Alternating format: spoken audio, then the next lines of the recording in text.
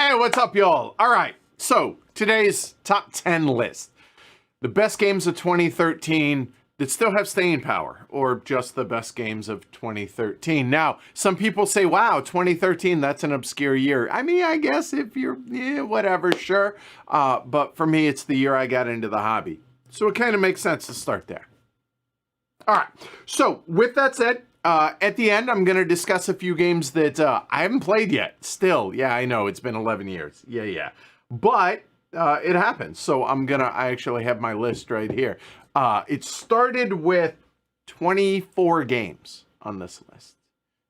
So here are the top 10 games in 2024 of 2013, if that makes sense or something. Starting with, honestly, I had to put this on the list. Is it my favorite game? No.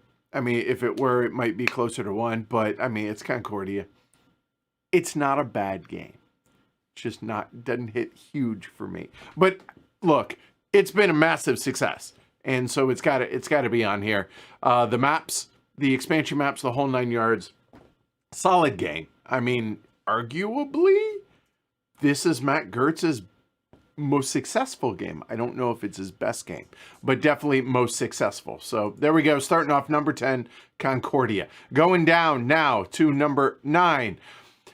This is the spot where it could have been 3 different games. Those 2 of them made the honorable mention list. So I could make a case, whatever. Brussels 1893. Yeah, this game still has staying power. It doesn't hit the table terribly long, or terribly often, I should say, but it has some really unique mechanisms, and the artwork's great, and it's just a fun game to play. So, for me, number 9. Number 8, Yunnan. Now, this recently got the reprint. In fact, you see the new cover of it. I have that version. I've never played that version. I have the original. I forget who the original publisher was on this one, but this is Spielworks.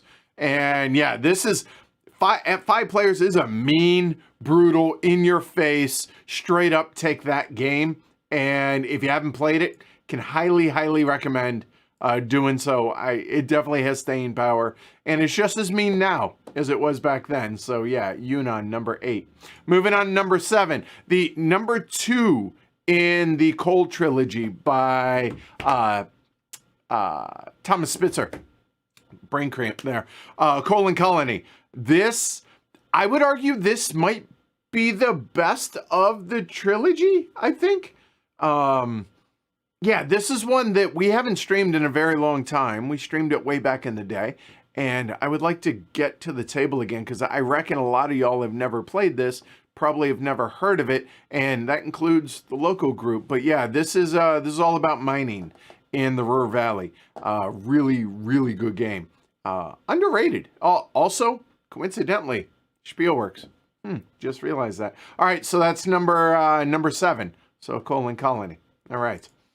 Number 6, here's one that I recently turned on to, folks. Craftsman. This was originally one of the Golden Elephant Award finalists. And yeah, from Christoph Matsutsik. Now, Christoph has stopped designing heavier games because he wants to design full-time and he feels like you got to go with lighter games. I disagree. I think this is his best design. Still, back in 2013. It's the one big negative about it nowadays, looking at it back then, is it's not colorblind friendly. Outside of that, that's an easy fix. Definitely a game worth checking out and hunting down. Craftsman will definitely hurt your brain. It runs a little long, but it's really good at 3 and 4 players, both. I don't think I've ever played it with less than 3. All right. Anyway, that's number 6, Craftsman. Moving on, number 5, the quintessential midweight Euro. All right, look, I put it at number 5 for the lulz, all right? I had to. But on a serious note, Rococo stands the test of time. It is just a really solid, fun, unique theme, solid Euro. So midweight Euro, Rococo, number 5. I mean, duh. That felt like a no-brainer. Y'all knew that was coming, right? Right. Moving on to number 4, the best intro that I played to the coin system, Cuba Libre. This one, it's short, relatively speaking, and we recently actually streamed this one a couple of months ago. Really enjoyed this. It's a good jumping off point. I don't know that it has the longevity of some of the bigger coin games, but that said, if you want to dip your toe into it, now yes, there are some more recent ones like the Robin Hood one, whatnot, but that said, that's coin-esque. This is a true coin. This is the number 2 in the coin series, but Cuba Libre, a really good easy jumping off point to the coin system. So highly recommend it. Number 4. Moving on to number 3, Wildcatters. I mean, I feel like y'all should know what the top 3 are here. If you have watched this channel for any amount of time, the top 3 are pretty obvious, just the order of what they are. And I'll be honest, I struggled with this. Wildcatters, even though Coffee Traders is a really, really good game, I think Andre Spiel and Rolf Segel did just a marvelous job with Wildcatters. And I will give them credit, and I will also say the second edition takes some of the rough edges and makes them a little bit better. So the second edition, a little bit better than the first edition, but the first edition still thoroughly enjoyable. And the table presence, at the end of the game and you look at what all y'all have built, looks awesome. Really, really fun game. Really good game too. Wildcatters, number 3. Number 2, Madeira. Yeah, I know. It's still a badass game. There's a reason so many people are upset about what happened with the Kickstarter, because it's a really damn good game. This is the Golden Elephant Award winner from 2013. And it's number 2. It happens. It's been 11 years. Still being top 2. Awfully good. Fantastic game. Nuno and Paulo, their best design, in my opinion, and it holds up. It's not as hard as it was to play back then, meaning, you know, you learn, you get used to heavier games as things go along, but it's still a really, really hard game, really heavy game for a Euro, and thoroughly enjoyable. So, number 1, obviously, 1862. Now, why 1862? How many games do you know play great 1, 2, 3, 4, 5, and 6 players? That one does.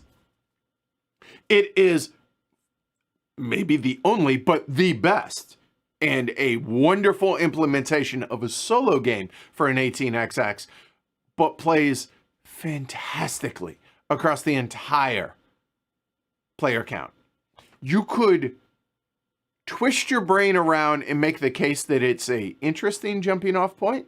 It's definitely an odd duck and it's definitely heavy and hard for an 18xx games. But if you can tackle this, you can pretty much tackle any 18xx game. So if you wanted to really jump into the deep end, go for it. But yeah, honestly, even if all those player counts weren't great, it still might make it here because the solo's that good. But the rest of the player counts are amazing as well. So yeah, that's number 1. So number 1, 2013, 1862. Now, some honorable mentions, because it wouldn't be a list without them, because, yeah. In no particular order here, the Hunters, German U-boats at war in 1939-1943. Solo only, and a really interesting and compelling narrative solo game. Not a ton of agency.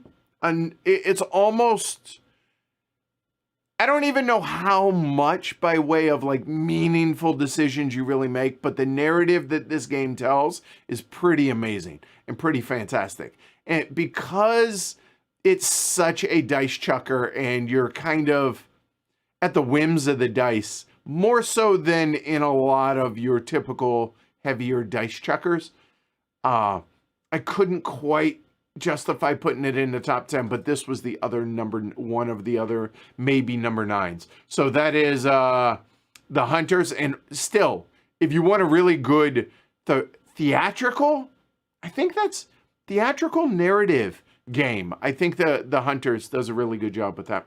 Then the other one that was in the running is Study in Emerald. First edition and first edition only. We don't speak of the second edition. It's just a worse game. Period. Amen. Unfortunately, my copy has grown legs, so I lost my copy of it at HeavyCon a couple years ago, but this is a really, really fun asymmetric team game but you don't know who's on your team. Pretty cool. Cthulhu meets Sherlock Holmes. Martin Wallace. Really solid game. And the last one was Russian Railroads. Not because of Russian railroads, but because of the system, I guess, or, with all the other expansions, so Ultimate Railroads. Does it stand the test of time? It's close. There's a reason it didn't make top 10, but there you go. Now, that said, you may or may not be wondering, what else was, maybe on the list? Rolling Stock, the Capitals, Bora Bora. All of those were finalists.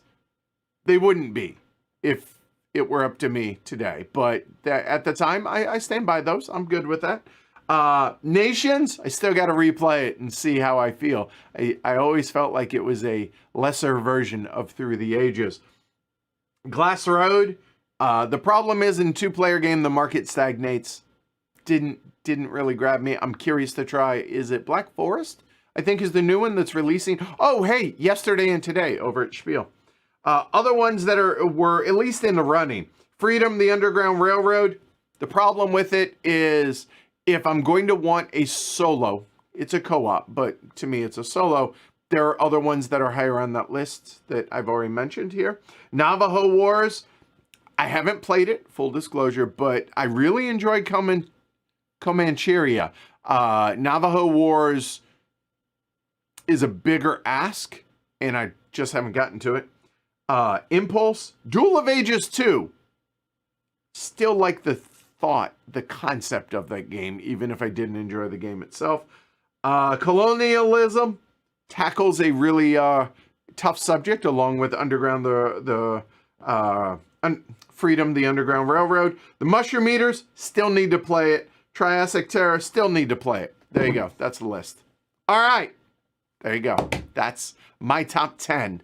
2013. I'm curious to hear y'all's. Post them down below. I appreciate it. I'll see y'all next week. And hey, go Ducks. Taking on Sparty. Y'all have a good one. Take care. Bye.